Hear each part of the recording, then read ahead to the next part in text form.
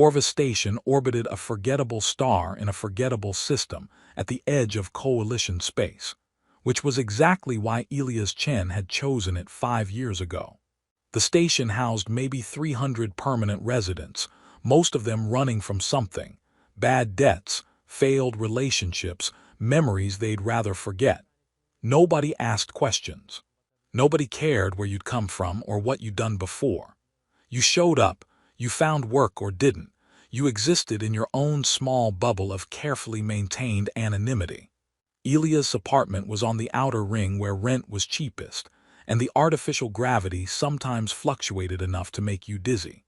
He'd furnished it minimally: a bed, a desk with his translation equipment, a small kitchen area where he could prepare meals that were functional rather than enjoyable, and a single chair positioned by the viewport where he could watch stars slide past during the station's slow rotation. It was a life deliberately pared down to essentials, stripped of anything that might require emotional investment or connection. Most days, it was exactly what he needed. Today had been typical. He'd spent 8 hours translating archival documents from the Kelthon Trade Federation, dry commercial agreements written in a language whose grammar he could parse in his sleep. After that, he taught a 2-hour linguistics course to 4 colonist children whose parents wanted them to have some kind of formal education. The kids were bright, curious about how different species constructed meaning from sound, and Elias had almost enjoyed the teaching despite himself. Now, at 1800 hours station time, he was preparing dinner: rice and vegetables from the hydroponic gardens, protein paste that approximated chicken if you didn't think about it too hard. The comm unit on his desk showed 3 new translation requests, all routine, all paying the modest rates that kept him fed and housed without requiring more than 20 hours of work per week. It was enough. It had to be enough. The knock at his door came at 1823, interrupting his attempt to make the protein paste more palatable with spices that never quite achieved their intended effect. Elias frowned. Visitors were rare on Corvus Station. The culture here was built on mutual isolation. You nodded to neighbors in passing, but didn't engage beyond basic courtesy. He'd been here 5 years and couldn't name a single person he'd call a friend. The knock came again, more insistent. Elias wiped his hands on a towel and moved to the door, expecting perhaps a maintenance worker or someone who'd gotten the wrong address. He triggered the door release, and his entire carefully constructed world stopped making sense. The Viren warrior standing in his doorway was impossible.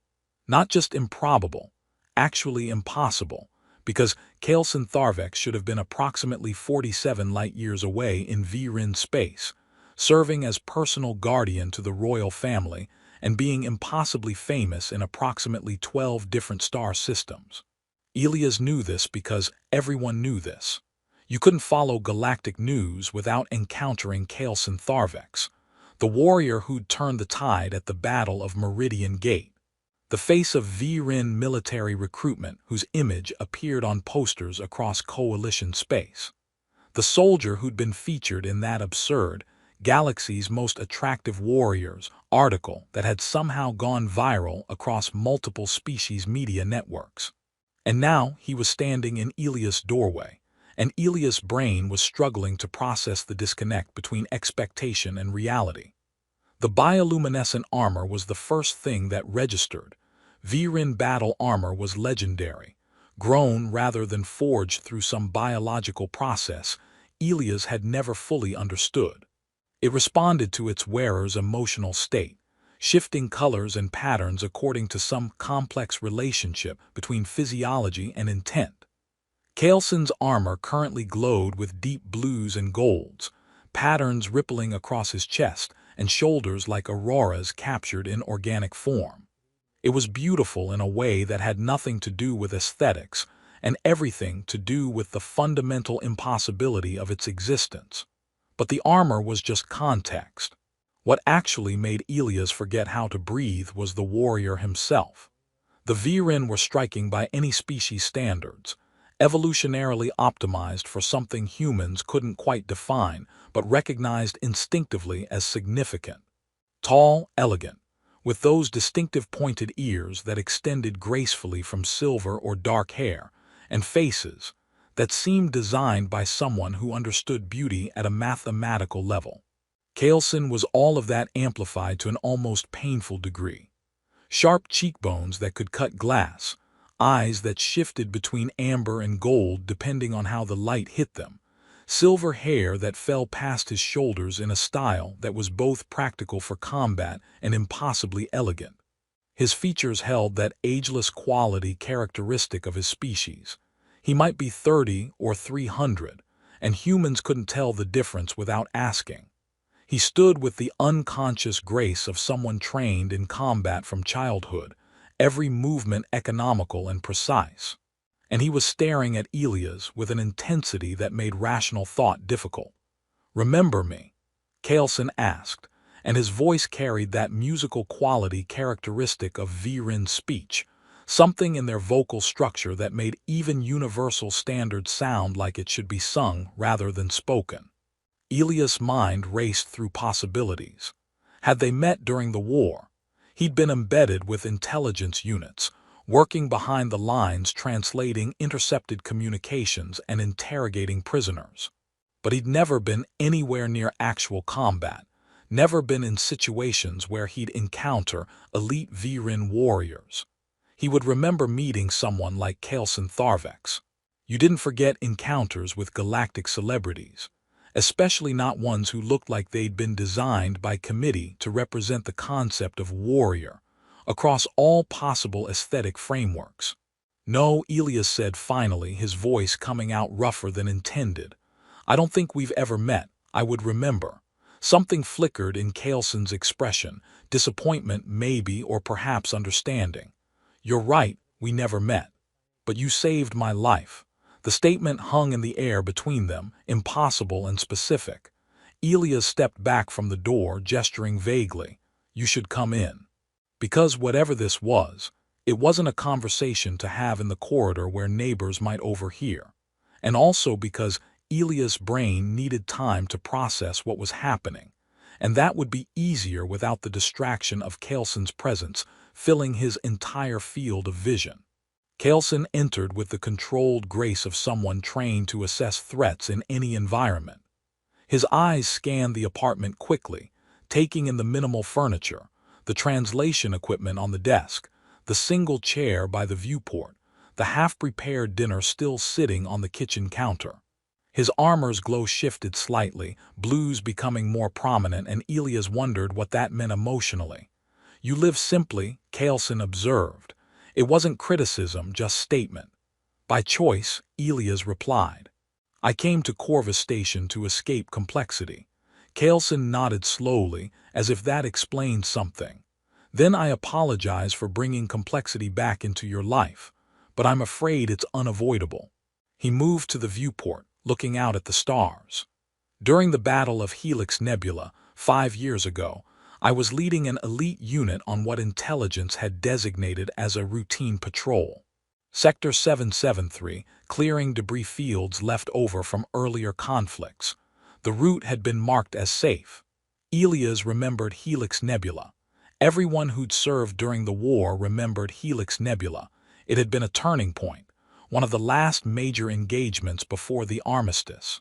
But he'd been thousands of light years away, working in a coalition intelligence facility, nowhere near the actual battle. What intelligence didn't know, Kaleson continued, was that we were walking into a carefully planned ambush.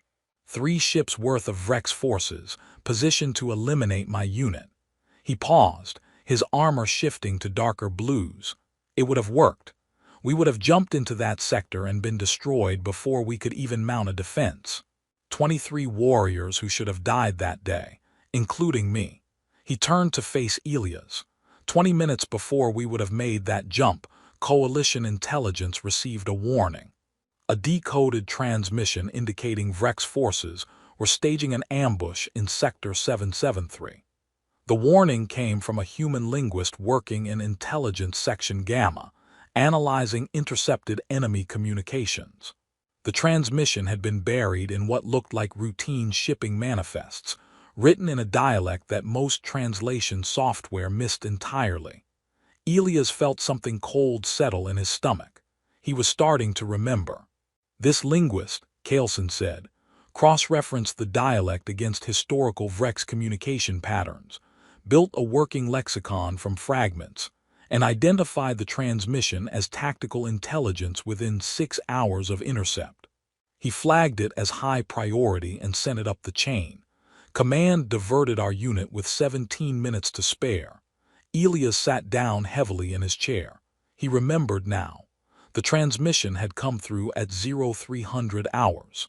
He'd been on night shift, working through a backlog of intercepted communications that were probably nothing but had to be checked anyway. The manifest had looked wrong, minor grammatical inconsistencies that suggested either machine translation or deliberate encoding. He'd spent hours building a lexicon, comparing against databases, following linguistic intuition more than formal analysis.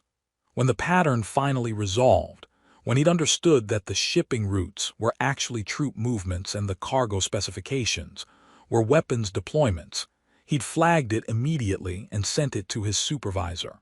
He'd filed a standard report, possible tactical intelligence regarding Sector 773, high confidence in translation accuracy, recommend immediate verification. Then he'd moved on to the next intercept, the next crisis, because that was how intelligence work went during war. You sent information up the chain and rarely heard what happened with it. I remember that translation, Elias said quietly. I didn't know anyone acted on it. I never got follow-up. Most intelligence work is like that. You send analysis up and the operational people decide what to do with it. Kaleson moved closer, and Elias was acutely aware of the warrior's presence. The way his armor cast shifting patterns of light across the apartment's plain walls, the way he moved with unconscious grace that made Elias feel clumsy just by proximity. They acted on it, Kaleson said. They diverted my unit, sent reinforcements, and turned what would have been a massacre into a minor skirmish that the Vrex abandoned within hours. More than that, the intelligence you provided revealed an entire network of enemy positions. Coalition forces were able to preemptively strike 3 other planned ambush points, disrupting Vrex operations across the entire sector. Elias thought about that. Thought about the report he'd filed and dismissed as routine, about the 6 hours he'd spent building a lexicon from fragments, about how he'd considered it just another day's work in a war that had lasted 3 years too long. You're saying my translation changed the course of the battle. I'm saying your translation saved 23 lives directly and probably hundreds more indirectly, Kaleson corrected, including mine. And I'm saying that your work contributed to a strategic victory that arguably shortened the war by months. Why are you here? Elias asked. Because gratitude didn't require someone crossing 47 light years to deliver it in person. You could have sent a message, a formal thank you from the VRIN military. Why show up at my door 5 years later? Kaleson's expression became more complex, his armor shifting to colors Elias couldn't quite interpret, golds mixing with deep purples, patterns that seemed to indicate something between determination and uncertainty. Because my people have been studying you, Dr. Chen, and they've discovered something extraordinary about how your mind works, something that makes you uniquely valuable for a situation we're currently facing. Something important enough that I've been sent 47 light years to bring you back to VRIN space. Personally, Elias stared at him. I'm a translator. I do freelance linguistic work on a fringe colony. I'm not unique or valuable or anything worth a personal visit from a royal guardian. Kaleson smiled, and it transformed his face from imposing to something warmer. That's where you're wrong, and I'm here to prove it. He gestured to the chair across from Elias. May I sit? This conversation is going to take a while. Elias nodded, numb, and watched as one of the galaxy's most celebrated warriors settled into his cheap apartment furniture like this was a completely normal situation. Outside the viewport, stars continued their slow rotation, indifferent to the fact that Elias Chen's carefully constructed quiet life was about to be completely dismantled by a bioluminescent warrior who should have been impossible. "Remember me?" Kaleson had asked, and Elias was starting to understand that the answer to that question was going to change everything. Kaleson settled into the chair with the unconscious grace that seemed inherent to his species, his armor adjusting its glow to something more subdued now that he was stationary, soft blues and silvers that reminded Elias of moonlight. The warrior looked around the apartment again, his gaze lingering on the translation equipment. "You worked intelligence during the war," he said. Not a question. "Yes," Elias confirmed. "Linguistic analysis primarily. Intercepted communications, prisoner interrogations when needed, cultural briefings for diplomatic contacts. I was embedded with Section Gamma for 2 years. Before that, I taught xenolinguistics at the University of New Montreal." "How did you end up in intelligence?" Kaleson asked, and his tone suggested genuine curiosity rather than interrogation. Elias considered the question. "I was recruited. The coalition needed linguists who understood how different species construct meaning, how cultural context affects communication. Most translators can convert words from one language to another. Fewer understand why those specific words were chosen, what the linguistic structures reveal about the speaker's cognitive framework." He paused. "I published a paper on Vreck's modal verb systems and how they reflect fundamentally different concepts of obligation and possibility than human languages." Apparently that paper caught someone's attention in coalition intelligence. "What did you conclude?" Kaleson asked. "About the Vreck's modal systems. That they have 6 different ways to express what we translate as must, each carrying distinct implications about whether the obligation is internal, external, cultural, practical, temporal, or existential. When you understand that, you can read a lot more into Vreck's communications than surface translation provides." Elias felt himself relaxing slightly, falling into familiar territory. "That transmission I decoded, the one about the ambush, it was written in what we'd call the cultural obligation mode. Not an order from command, but a culturally expected action. That's why most translation software missed it. The syntax looked like shipping schedules because that's the surface structure, but the modal system revealed it was actually about honor-bound military movements." Kaleson's eyes had brightened. Literally, they seemed to reflect more light when he was interested. "That level of analysis saved my life, and my unit's lives. You saw pattern where others saw noise." Elias shrugged. "I was good at my job. That's not modesty I'm hearing," Kaleson observed. "That's deflection. You're uncomfortable being told you did something exceptional." "Because it wasn't exceptional," Elias protested. "It was just linguistic analysis. Any trained xenolinguist with access to the right databases could have done the same thing." Kaleson leaned forward. "But they didn't. The coalition had 17 other linguists working that night shift. The same intercepted transmission crossed 6 different analysts' desks before it reached you. None of them flagged it as significant. You did, in 6 hours, what our best AI translation systems couldn't do in weeks of processing." Elias wanted to argue, but he remembered that night. Remembered the intuitive leap he'd made when he'd noticed the grammatical inconsistencies. The way the pattern had suddenly resolved in his mind like music finding its key. He'd always been good at that, seeing connections that others missed. It's why he'd been valuable during the war and why he'd been so desperate to escape that value once the war ended. "Tell me about the neural mapping," Kaleson said. "What?" "During the war, coalition intelligence ran neural mapping on all their linguistics personnel, looking for patterns that predicted translation accuracy under stress. You would have been mapped." Elias nodded slowly. "Standard procedure. They put us through brain scans, monitored our neural activity while we worked, compiled data for their optimization models. I assumed it was just bureaucracy, generate data that would justify someone's research budget. Did you ever see your results? Kaelson asked. No, Elias admitted. They told us the mapping was classified, that it was being used to improve training programs. Most of us figured it was just the military generating paperwork for its own sake. Kaelson reached into a compartment in his armor and pulled out a slim data tablet. May I show you something?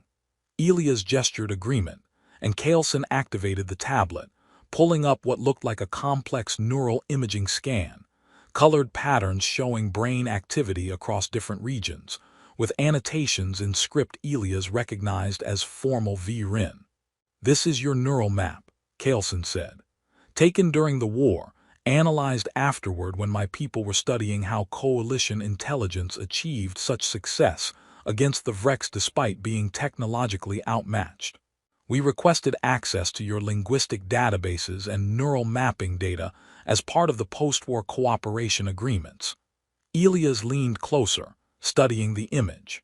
His brain scan looked like a rainbow had exploded across multiple dimensions, activity spreading through regions he couldn't identify, connections forming between areas that he'd thought were separate. What am I looking at? Your brain processing language, Kaelson replied. Specifically, processing that Vrex transmission about the ambush. He pulled up a second image, side by side with the first. This is a neural map from another linguist analyzing the same transmission. The difference was stark. The second image showed activity concentrated in specific regions, clean, organized, following patterns Elias recognized from his xenolinguistic studies. Language processing centers, working efficiently but predictably. His own brain looked like chaos by comparison, activity sprawling across what seemed like half his cortex. Most beings, Kaelson explained, process language through established neural pathways. Left hemisphere language centers for most humans, with some variation. When you encounter unknown linguistic structures, you engage pattern recognition systems, build analogies to known languages, work methodically through the analysis. Your brain does something different. He highlighted sections of Elias' scan. When you encounter unknown language, your neural activity spreads across regions typically associated with empathy, emotional processing, pattern recognition, not just in language but in music, mathematics, spatial reasoning. You're not just translating words, you're intuiting the cognitive framework of the beings who created those words. Elias stared at the scans. That's not special. That's just how I think. It is special, Kaelson said gently. Extraordinarily so. We've analyzed neural mapping data from approximately 40,000 linguists across 17 species. Your pattern is unique. Not rare, unique. We haven't found anyone else who processes cross-species communication the way you do. Elias stood, pacing to the viewport because he needed distance from those impossible scans and what they implied. Even if that's true, even if my brain works differently, what does it matter? The war is over. I'm translating commercial agreements on a fringe colony. Whatever made me useful during the conflict isn't relevant anymore. That's where you're wrong, Kaelson said, and something in his tone made Elias turn.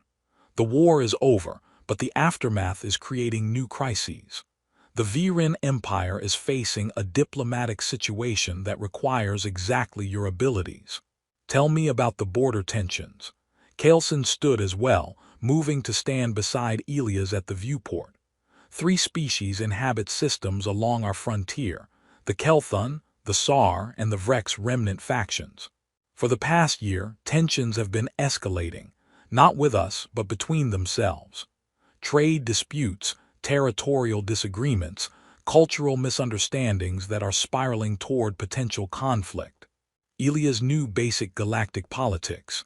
The Kelthun were methodical, bureaucratic, obsessed with proper procedure. The Sar were warrior poets, emotional and honor-bound.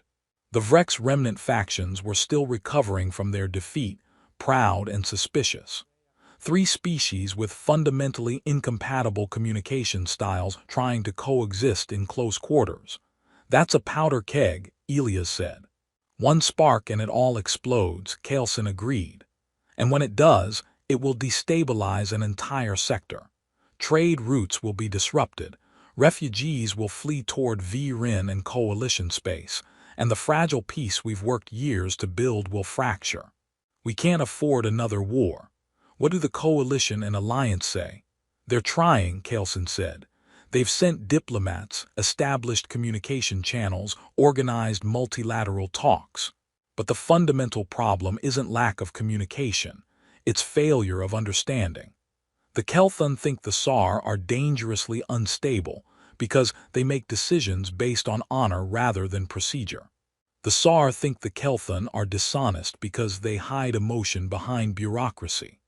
The Vrex factions distrust everyone because their entire cultural framework is built on hierarchies of strength, and they're currently at the bottom of that hierarchy after losing the war.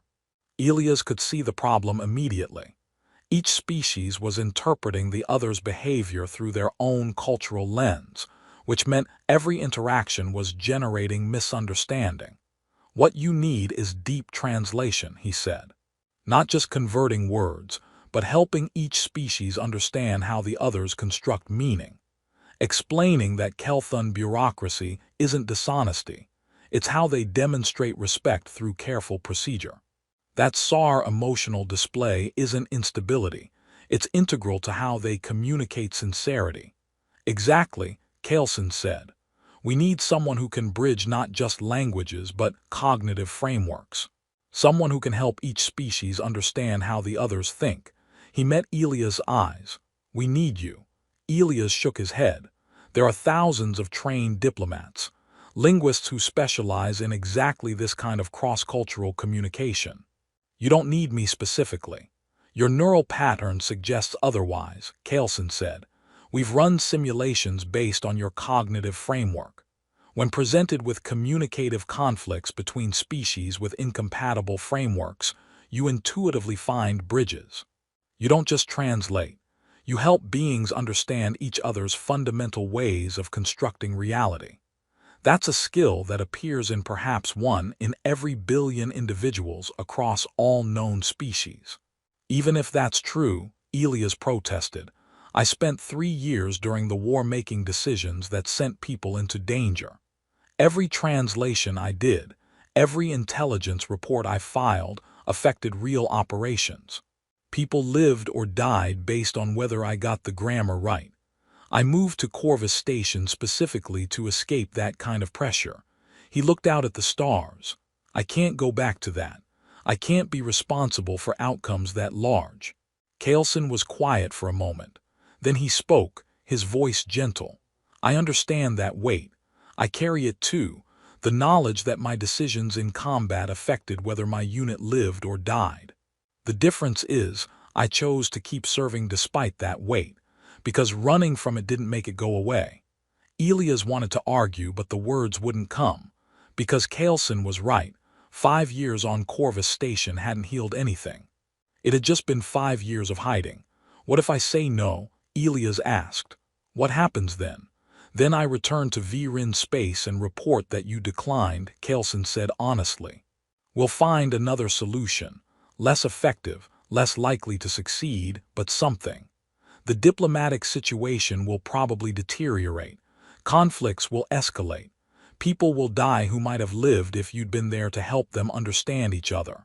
He paused, and I will have to live with knowing that I couldn't convince the man who saved my life to help save others. Elias closed his eyes. It was emotional manipulation, and they both knew it. But it was also true. 23 warriors had lived because Elias had spent 6 hours analyzing grammar. How many more people could live if he spent months helping 3 species understand each other? How could he justify refusing when his particular abilities might prevent a war? But also, how could he survive carrying that responsibility again? I need time to think, Elias said finally. This isn't a decision I can make in one conversation. Kaleson nodded. Take 3 days. I've taken quarters at the station inn. When you're ready to talk more, find me there." He moved toward the door, then paused. "Dr. Chen, Elias. I meant what I said earlier. You saved my life. Whatever you decide, I'm grateful for that. And if you choose to come with me, you won't be alone in this. We're assembling a team, the best minds from multiple species. You'd be the central linguistic bridge, but you'd have support." Elias watched him leave, the door sealing behind the warrior and his impossible bioluminescent armor. Then he stood alone in his apartment, staring at his half-prepared dinner and thinking about neural patterns and 3 days to decide whether to abandon the quiet life he'd built for himself. Outside the viewport, stars continued their slow rotation, and somewhere in Virin space, 3 species were moving toward a conflict that might reshape entire sectors of the galaxy.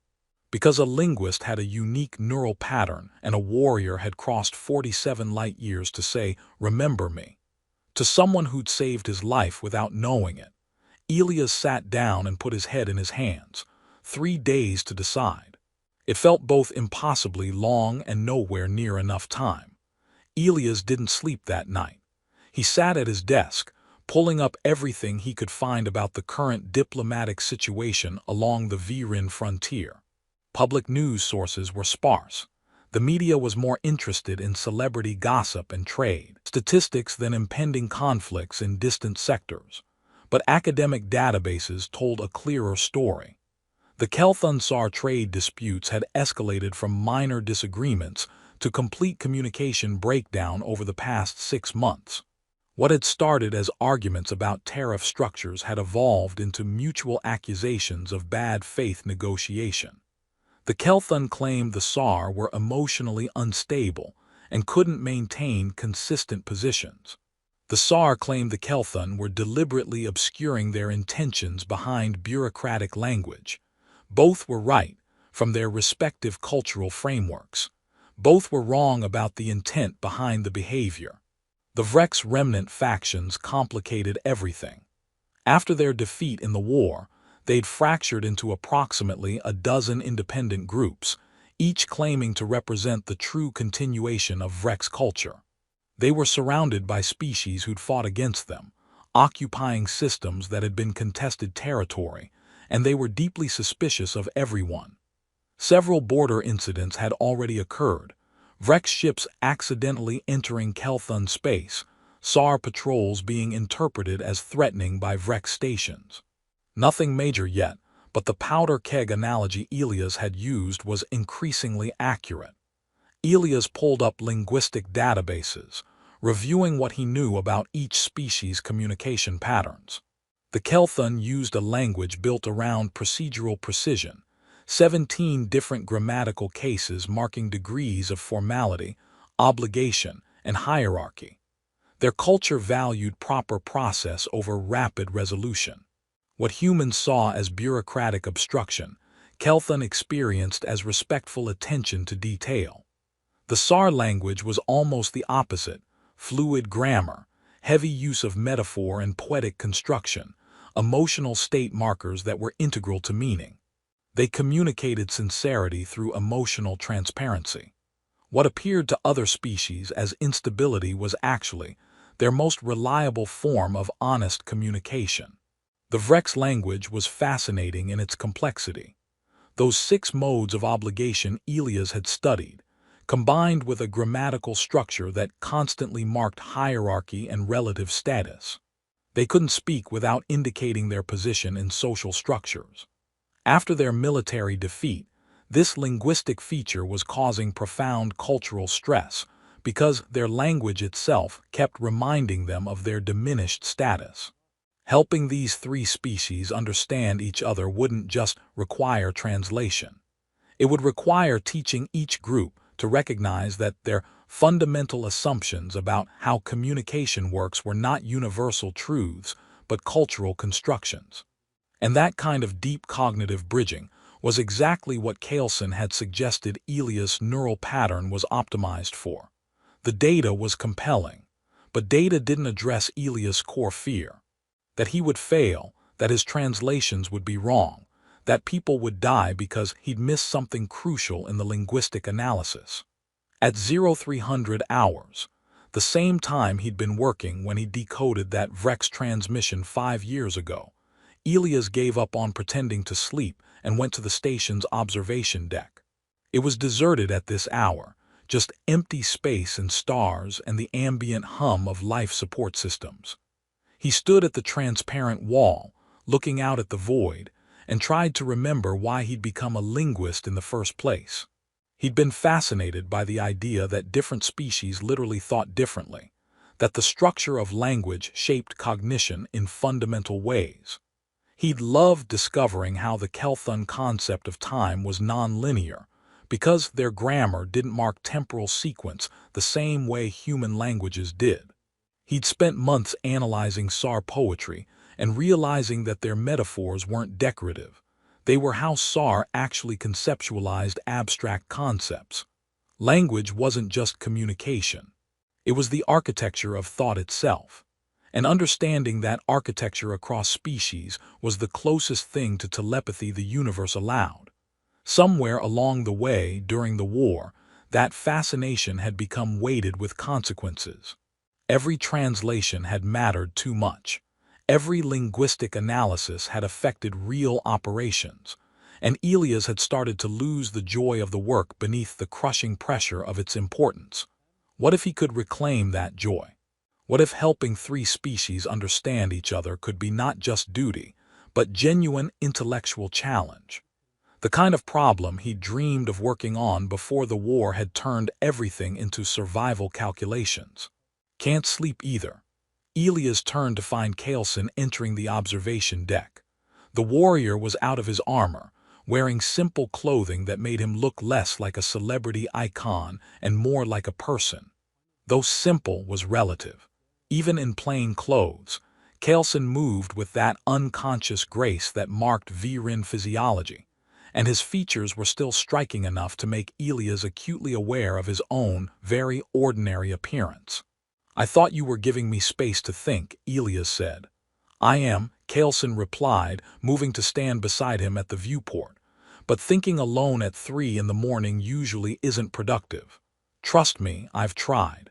He looked out at the stars. "After the Battle of Meridian Gate, I spent weeks trying to process what we'd done.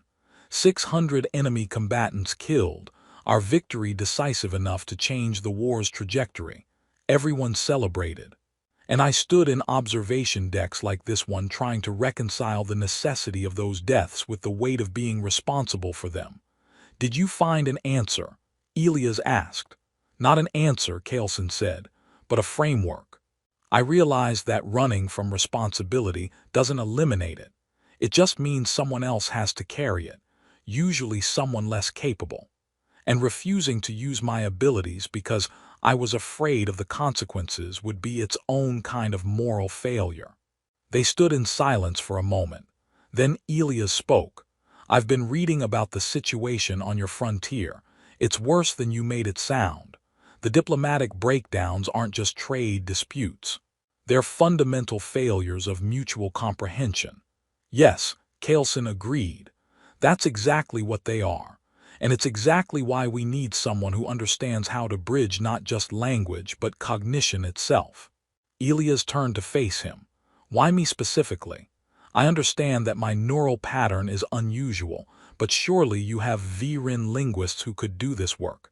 You have access to experts from multiple species through the Alliance. Why cross 47 light-years to recruit a human translator living on a fringe colony?" "Because you saved my life," Kaleson said simply, "and because my people have a concept, Kurthani, that doesn't translate well to your language. The closest approximation would be destiny debt. When someone's action changes the course of your life fundamentally, you become connected to them in ways that create mutual obligation." Elias had encountered this concept in his research. Some Earth cultures had similar ideas. The Chinese notion that saving someone's life made you responsible for them, the Japanese concept of on. But he'd always found them abstractly interesting rather than personally relevant. "You don't owe me anything," Elias said. "I was doing my job during the war. I didn't even know the outcome of that translation."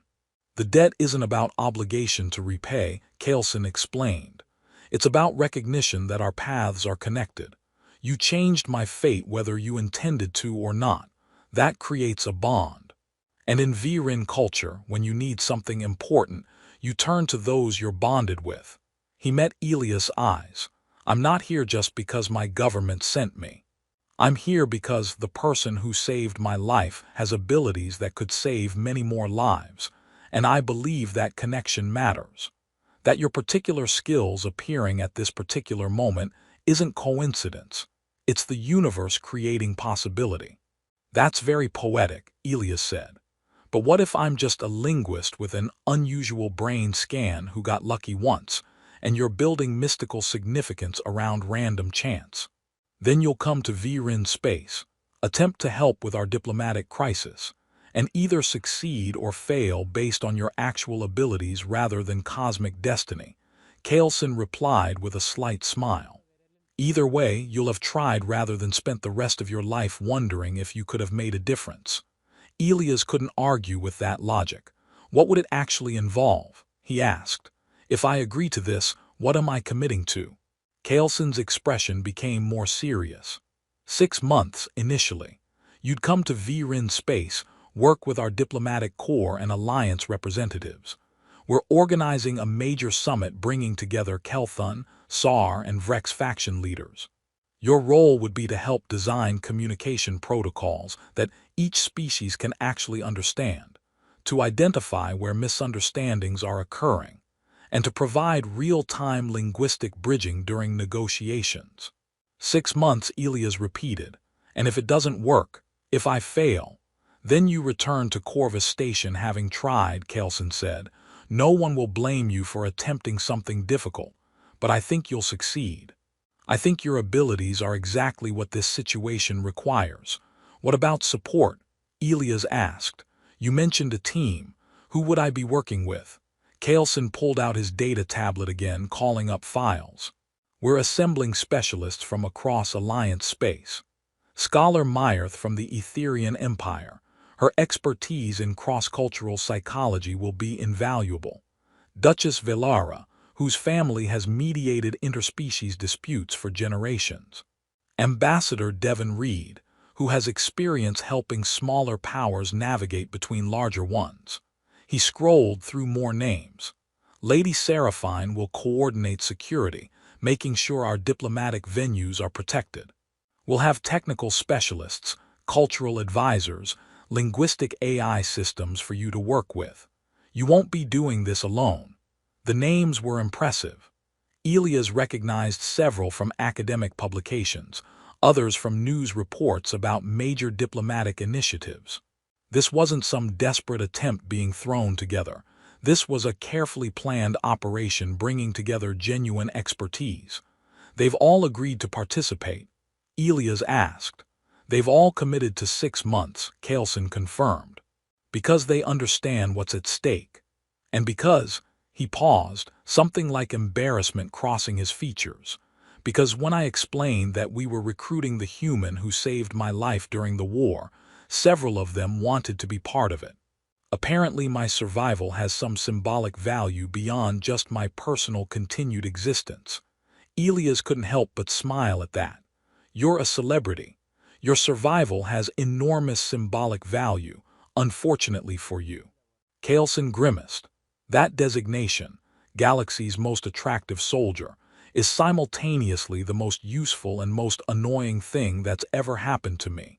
Useful because it gives me influence and access I wouldn't otherwise have. Annoying because people see the symbol rather than the person. He looked at Elias directly. You don't do that. You've barely reacted to who I am publicly. You're treating me like a person who happens to have an unusual job rather than a celebrity who happens to be talking to you. That's surprisingly refreshing. Because I'm not impressed by celebrity, Elias said. I'm impressed by people who think clearly and communicate honestly. So far, you're doing both.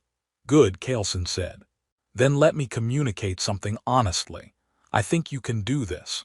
I think your abilities are genuinely exceptional, and I think the universe putting you in position to help prevent a war isn't coincidence. But more than that, I think you need this. I think you've been hiding on Corvus Station, trying to pretend the war didn't change you, trying to avoid the weight of having abilities that matter. And I think that's been destroying you slowly. Elias wanted to argue but couldn't. Because Kaleson was right, 5 years of hiding hadn't healed anything. It had just been 5 years of not growing, not challenging himself, not engaging with the work that had once fascinated him. "Give me until tomorrow evening," Elias said. "I need one more day to think about this clearly." Kaleson nodded. "Tomorrow evening, then. I'll be at the inn." He moved toward the exit, then paused. "Elias, yes. Thank you for considering this. Whatever you decide, the fact that you're thinking about it seriously matters." After he left, Elias stood alone in the observation deck, watching stars and thinking about neural patterns and destiny debts and 3 species moving toward conflict. He thought about 23 warriors who'd lived because he'd spent 6 hours analyzing grammar. He thought about Scholar Meyerth and Duchess Velara and Ambassador Reed, and all the other specialists who'd committed to 6 months of trying to prevent a war. And he thought about Kaleson Tharvex, celebrity warrior and royal guardian, who'd crossed 47 light years to say, "Remember me," to a translator who'd saved his life without knowing it. Somewhere in all of that, Elias realized, was his answer. He just needed one more day to acknowledge it. Elias spent his final day on Corvus Station saying goodbye to a life he'd never really inhabited. He notified his translation clients that he'd be unavailable for at least 6 months, recommended other translators who could handle their needs, and transferred his recurring contracts to a colleague he'd never met in person but who did competent work. He told the parents of his linguistics students that he was taking a temporary position elsewhere, and suggested they use the recorded lectures from New Montreal University until he returned. Maybe he would return. Maybe 6 months in Viren space would fail spectacularly, and he'd come back to Corvus Station to resume his quiet, safe, small life. But as he packed the few possessions he cared about, his translation equipment, some books, clothing that was functional rather than fashionable, he realized he didn't want to come back. Not to this life of careful isolation, of deliberately minimal engagement with the universe. Whatever happened with the diplomatic mission, he needed to stop hiding. At 1800 hours, he went to the station inn and found Kaleson in the common area, working on something on his data tablet. The warrior looked up when Elias entered, and something in his expression suggested he already knew what Elias was going to say. "I'll do it," Elias said without preamble. 6 months working with your team, trying to help 3 species understand each other well enough to not kill each other. No promises that I'll succeed, but I'll try. Kaleson stood, and his smile was genuine and warm. "Thank you. You're making the right choice." "I hope so," Elias said. "Because if this goes wrong, if my translations fail and people die because I missed something crucial, I don't think I'll recover from that." "Then we'll make sure it doesn't go wrong," Kaleson replied. "You'll have support, resources, and a team of people who are all invested in this succeeding. And you'll have me. I'm assigned as your primary liaison to Viren Command, which means I'll be working directly with you throughout this mission." Elias processed that information. The galaxy's most celebrated warrior was going to be his direct colleague for 6 months. That would take some adjustment. "When do we leave?" Elias asked. "Tomorrow morning," Kaleson said. "My ship is docked at the station's primary bay. We'll travel to Viren Prime, about 3 days in hyperspace. The rest of the team is gathering there. The summit is scheduled to begin in 4 weeks, which gives us time to prepare, design communication protocols, and brief everyone on the linguistic challenges we're facing." He pulled up a file on his tablet. "I've compiled briefing materials, cultural profiles of the Kelthun, Sar, and Vrex factions, previous diplomatic attempts and why they failed, linguistic databases you'll need. You can review during the journey." Elias took the tablet, scrolling through the materials. It was comprehensive, well organized, exactly what he'd need. "You've done this before." coordinated complex operations involving multiple specialists. Part of my training, Kaleson said. Royal Guardians aren't just fighters. We're expected to coordinate security, logistics, and diplomatic functions. Mostly I find it boring compared to actual combat, but it turns out to be useful for missions like this. They left Corvus Station the next morning. Elias had lived there 5 years and had accumulated exactly 0 friends to see him off. He said goodbye to his apartment, to the viewport where he'd watched stars rotate, to the life he'd built from careful isolation. Kaleson's ship was smaller than Elias expected, a personal transport rather than military vessel, though clearly advanced technology. The interior was elegant in that way Viren Designs managed, all flowing lines and bioluminescent panels that provided light without harsh fixtures. There were quarters for maybe 6 people, a small common area, and a cockpit that Kaleson piloted himself. As they undocked from Corvus Station and accelerated toward the hyperspace jump point, Elias felt something shift inside him. Nervousness, certainly. Fear of failure, absolutely. But also something else, anticipation. The intellectual challenge of designing communication protocols for 3 incompatible species. The chance to work with genuine experts in cross-cultural psychology and diplomacy. The opportunity to maybe, possibly, use his unusual neural pattern for something that mattered. During the 3-day journey to Viren Prime, Elias reviewed the briefing materials obsessively. He built lexicons, charted grammatical structures, mapped where he predicted misunderstandings would occur. He drafted preliminary communication frameworks, testing different approaches to helping each species understand the other's cognitive patterns. And he talked with Kaleson, who turned out to be surprisingly easy to work with once you got past the intimidating exterior and celebrity status. The warrior was intelligent, well-read, and genuinely interested in the linguistic challenges they were facing. He asked good questions, challenged Elias' assumptions in productive ways, and shared insights about Viren culture that helped Elias understand contexts he'd missed. They also talked about more personal things. Kaleson told stories about Royal Guard service, the boring ceremonial aspects, and the occasional genuine threats. Elias talked about teaching xenolinguistics, about students who'd been fascinated by how language shaped thought. They discovered shared interests in music. Kaleson played a Viren instrument that sounded like bells mixed with strings.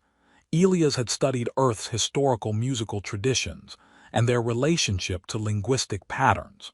By the time they emerged from hyperspace near Viren Prime, Elias realized he'd been so focused on the work and the conversations that he'd barely thought about his fear of failure. Maybe that was Kaleson's intention all along, keeping him engaged and forward-focused rather than spiraling in anxiety. Viren Prime was stunning. The planet itself was silver and blue from orbit, and the orbital stations that surrounded it looked like they'd been grown rather than built, organic shapes that somehow functioned as advanced technology.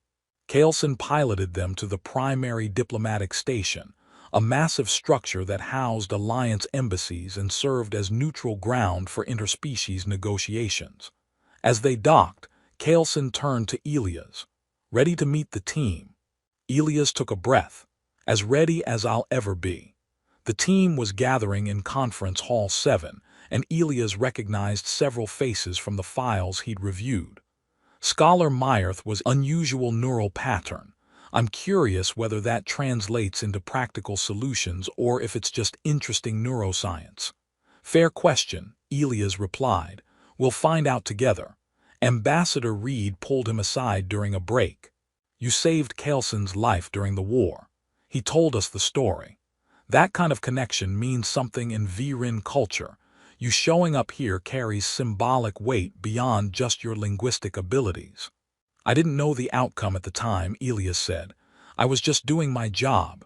Reed smiled. The best heroism usually is. Over the next 3 weeks, Elias worked harder than he'd worked since the war. He designed communication protocols with Scholar Meyerth, testing frameworks for how to help Kelthon understand SAR emotional transparency, and SAR understand Kelthon procedural precision. He built linguistic bridges with Duchess Velara's help, identifying metaphors that might work across all three species' conceptual frameworks. He consulted with Ambassador Reed on how to structure negotiations, so each species felt respected within their own cultural values. And he spent hours with Kelson, who served as liaison to VRIN Command, but also as sounding board for ideas and occasional voice of practical reality, when Elias got too lost in theoretical linguistics. The summit began in the fourth week. Kelthon, SAR, and Vrex faction leaders arrived on the diplomatic station, along with their respective delegations. Tensions were immediately visible, Kelthon representatives looking uncomfortable with SAR emotional displays, SAR frustrated by Kelthon bureaucratic language, Vrex faction suspicious of everyone, and especially uncomfortable with their diminished status compared to pre-war power. Elias' role was to sit in on all negotiations, identify where linguistic and cultural misunderstandings were occurring, and provide real-time bridging. He watched a Kelthon delegate describe a trade proposal in careful procedural language, saw the SAR representative interpret that precision as evidence of hidden agenda, and intervened before the misunderstanding could escalate. The Kelthon aren't being evasive, Elias explained to the SAR delegate. Their language literally requires them to specify procedural details before stating conclusions. What you're hearing as suspicious is actually how they demonstrate respect through thoroughness. To the Kelthon, he explained, the SAR need you to state your emotional stance on the proposal. They can't evaluate sincerity without understanding how you feel about it, not just what procedural steps you're suggesting. It was exhausting work, requiring constant attention to linguistic nuance and cultural framework. But slowly, impossibly, it was working. Delegates who'd been talking past each other for months began actually hearing each other. Not agreeing necessarily, the disputes were real and complex, but understanding why the others were taking specific positions. 2 months into the summit, during a particularly difficult session about border demarcation, a Vrex faction leader made a proposal using the cultural obligation mode that Elias had studied.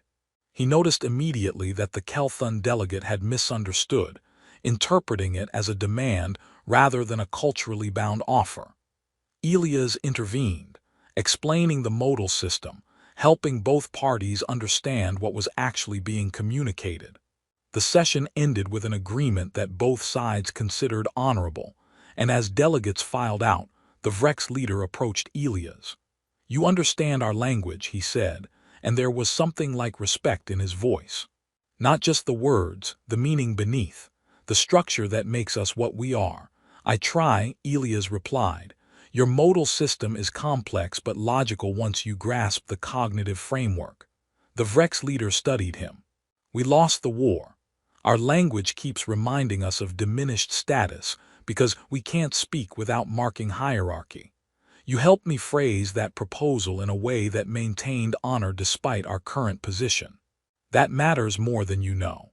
Over the following months, Elias worked similar small miracles, not solving every dispute, but creating spaces where genuine understanding could occur. Scholar Meyerth told him his intuitions about cross-species psychology were proving more accurate than her decades of formal research. Duchess Velara admitted that his communication frameworks were enabling negotiations she'd thought impossible. Ambassador Reed said that watching Elias work was like watching someone speak a language that didn't exist yet but desperately needed to. And Kelson, during their regular evening debriefings, told him that his presence at the summit had already prevented at least 3 potential incidents that could have escalated to violence. "You were right," Elias said one evening, 6 months into what had started as a 6-month commitment but had extended as the summit continued making progress. "About what?" Kelson asked. "About me needing this," Elias said. "About hiding on Corvus Station being its own kind of destruction. This work is hard and terrifying, and sometimes I'm convinced I'm going to fail catastrophically, but I also feel more alive than I have in years." Kaleson smiled. "I'm glad, and for what it's worth, you haven't failed. You've done something extraordinary here. The summit's not over," Elias cautioned. "There are still major disputes unresolved, still potential for everything to collapse." "But we've built something," Kaleson said. "Understanding where there was only misunderstanding. Communication where there was only noise. That's not nothing." "No," Elias agreed, "it's not nothing." 9 months after arriving in Virin space, the summit achieved what many had thought impossible: a framework agreement on borders, trade, and mutual communication, protocols that all three species could accept within their cultural values. It wasn't perfect, compromises never are, but it was functional, honorable, and most importantly, understood by all parties. When the final session ended and delegates began departing, Elias felt both exhausted and oddly bereft.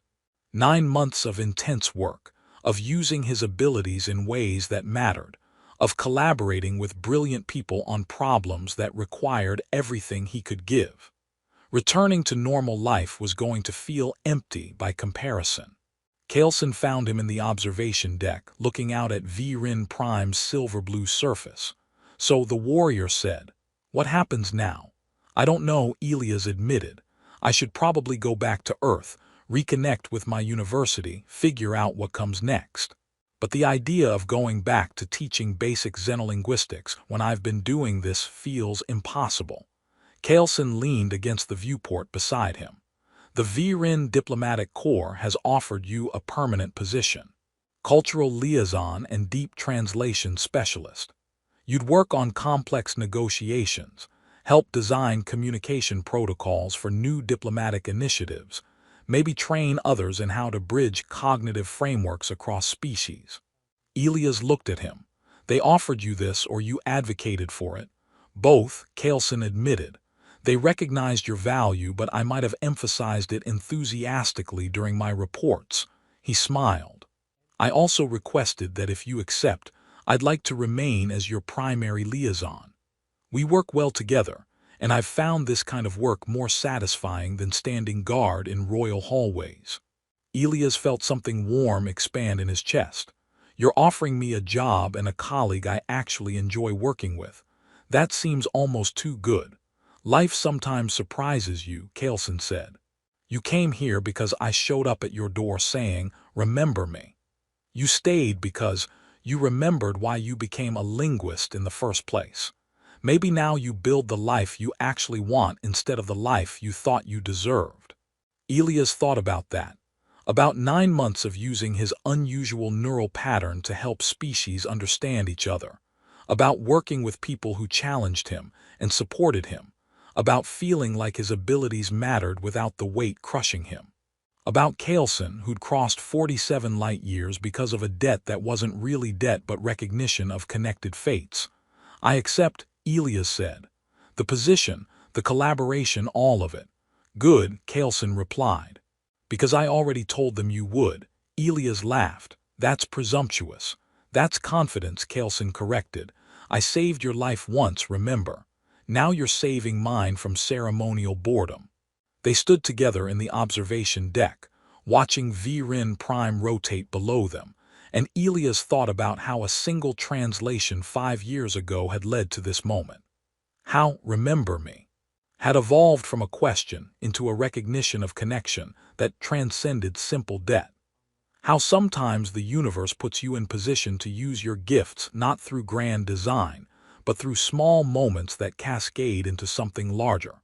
The galaxy's most celebrated warrior had showed up at his doorstep, and Elias Chen's carefully isolated life had ended. What came next would be harder, more complex, more demanding than anything he'd done before. But it would also be meaningful in ways that quiet safety never could be. All because he'd spent 6 hours decoding grammar, and a warrior had noticed.